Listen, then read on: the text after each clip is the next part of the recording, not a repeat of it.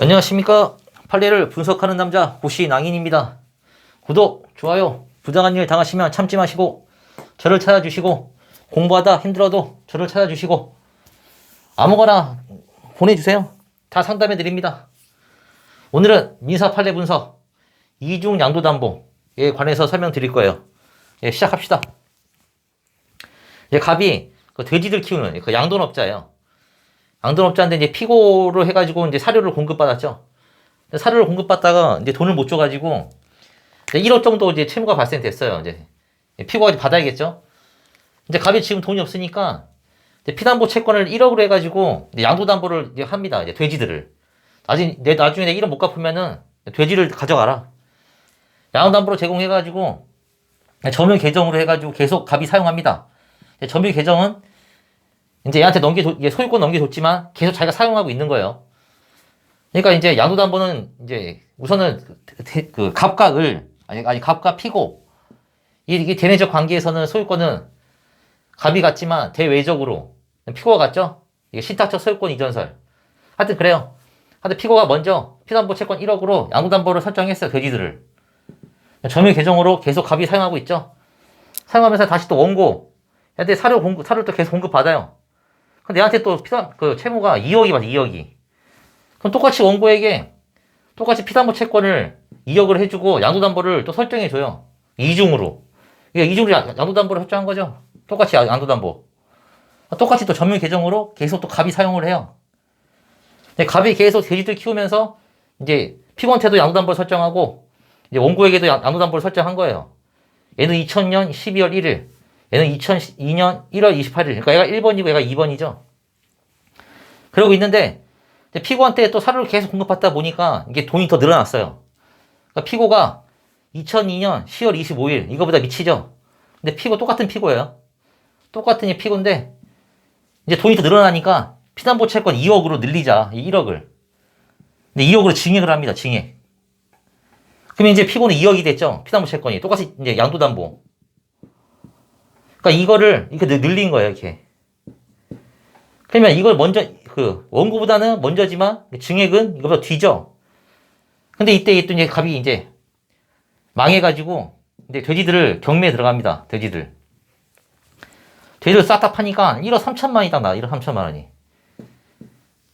네, 거기서 이제 배당하니까 이제 피고가 1번이니까 이제 피고에게 모두 배당을 해줍니다. 이제 1억 3천을. 근데 원고가 이의 제기를 해요.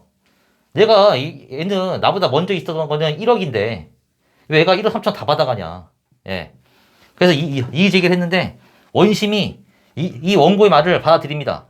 그래가지고 피고 네가 원고보다 먼저 있었던 거는 1억밖에 없다. 나중에 증액된 거는 얘보다 뒤다. 해가지고 피고한테 1억 나머지 3천만 원은 원고에게 줘라고 원심이 딱 얘기를 해요. 근데 이제 대법원에 이제 간 거죠. 대법원은 뭐라고 했는지 봅시다. 판결 요지.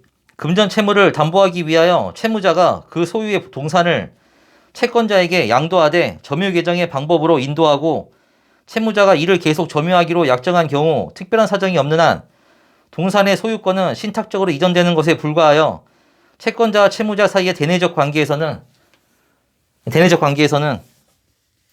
채무자가 소유권을 보유하나 대외적인 관계에서의 채무자는 동산의 소유권을 이미 채권자에게 양도한 무권리자가 되는 것이어서 그러니까 대외적으로 둘 사이에서는 얘가 소유권자죠. 근데 밖에서 봤을 때 양도담보 하면은 소유권이 넘어가 버리잖아요. 밖에서 봤을 때는. 그러니까 밖에서 봤을 때는 이 피고가 소유권자라는 거예요. 그러니까 얘는 권리가 없는 사람이죠. 밖에서 봤을 때. 그러니까 대외적인 관계에서의 채무자는 동산의 소유권을 이미 채권자에게 양도한 무권리자가 되는 것이어서 다시 다른 채권자와 사이에 양도담보 설정 계약을 체결하고 이 원고가 점유 계정의 방법으로 인도하더라도 선의취득이 인정되지 않는 한, 그러니까 원고가 선의취득이 인정되지 않는 한 나중에 설정 계약을 체결한 채권자로서는 양도담보권을 취득할 수 없는데, 그러니까 양도담보 취득할 수 없대요. 먼저 된 다음은 현실의 인도가 아닌 점유 계정의 방법으로는 선의취득이 인정되지 아니하므로, 그러니까 이 사람이 원고가 선의취득이 되지 않으면 받을 수 없다 그랬죠. 근데 점유 계정의 방법으로는 선의취득이 인정되지 않습니다. 그러니까 선의취득도 안 돼요. 그러니까 얘는 받을 수 없다는 거예요. 선의취득이 인정되지 않는 한 나중에 설정 계약을 체결한 채권자로서는 양도담보를 취득할 수 없는데 현실의 인도가 아닌 점유개정의 방법으로는 선의취득이 인정되지 아니하므로 결국 뒤에 채권자는 적법하게 양도담보권을 취득할 수 없는 것이다. 그러니까 취득할 수 없어요, 얘는. 처음부터. 따라서 이 사건에서도 단지 점유개정의 방법으로 나중에 갑과 사이에 이 사건 대지에 관하여 이중 양도담보 계약을 체결했을 뿐인 이 원고는 이 사건 대지에 대하여 적법하게 양도담보권을 취득한 것이 아니라 A의 일반 채권자에 불과한 것으로 볼 수밖에 없으며 피고가 여기서 이거 그러니까 10월 25일 내 A와 사이에 그러니까 갑과 사이에 이 사건 대지에 관하여 다시 체결한 양도담보 계약에 의하여 그들 사이에 최초의 양도담보 계약에서 약정하였던 피담보 채권액은 적법하게 증액된 것으로 보아야 한다. 그러니까 얘는 처음부터 할 수 없었대요. 그러니까 이게 증액된 게 맞아요. 그러니까 이 원심은 피고 1억, 원고 3천만 원을 주라고 얘기했는데 대법에서는 이거 깨요. 똑같이 처음 했던 것처럼 1억 3천 전부 다 피고에게 이게 맞다는 겁니다. 오늘의 판례 설명은 여기까지 할게요. 구독, 좋아요, 상담 보내주시고 다음 시간에 만나요.